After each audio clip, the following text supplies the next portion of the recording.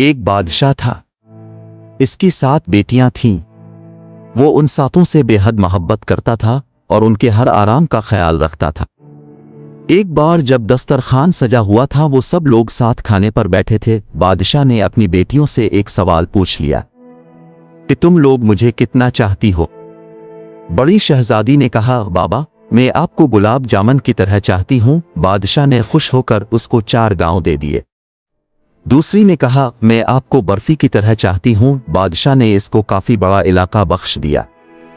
تیسری لڑکی نے کہا، میں آپ کو امرتی کی طرح چاہتی ہوں۔ اس کو بھی بادشاہ نے بہت زمین جائیداد دے دی۔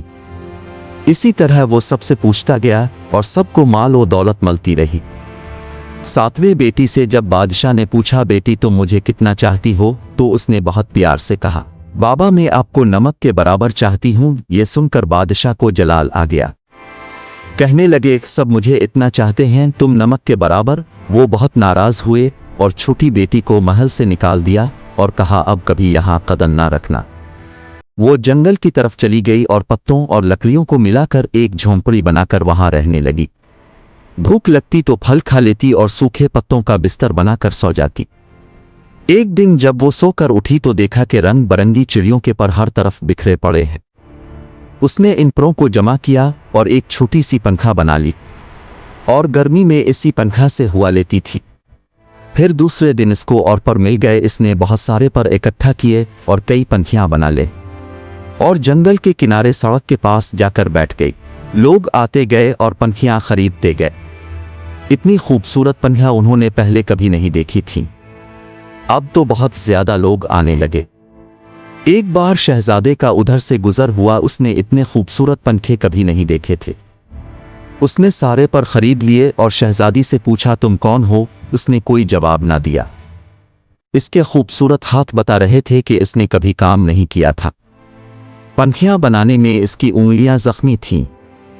شہزادہ اس کے پیچھے جنگل آ گیا اور جب اس کو معلوم ہوا کہ وہ شہزادی ہے اور سزا کاٹ رہی ہے تو بہت زیادہ غمگین ہوا۔ وہ اپنی سلطنت پر واپس گیا اور اپنے والدین کو سارا ماجرا کے سنایا۔ ان لوگوں کو بھی دکھ ہوا اور وہ اپنے بیٹے کی بارات لے کر جنگل کی طرف روانہ ہو گئے۔ دونوں کی شادی ہو گئی، لیکن شہزادی اپنے والد کو بہت یاد کرتی تھی۔ وہ ان کے بغیر خوش نہیں رہتی تھی۔ ایک دن اس نے شہزادے سے کہا کہ وہ اپنے والد کی دعوت کرنا چاہتی ہے اور ان سے ملنا چاہتی ہے۔ شہزادے نے زبردست دعوت کا انتظام کیا اور بادشاہ کو دعوت دی۔ شہزادی نے کہا، سارا انتظام آپ دیکھیں، مگر اپنے والد اور بہنوں کے لیے کھانا میں خود تیار کروں گی۔ سارے مہمان آ گئے، کئی دسترخوان ایک ساتھ لگے اور بادشاہ اور شہزادیوں کے لیے اندر الگ انتظام کیا گیا۔ وہ جب کھانا کھانے بیٹھے تو ان کی بیٹی سامنے آ کر بیٹھ گئی۔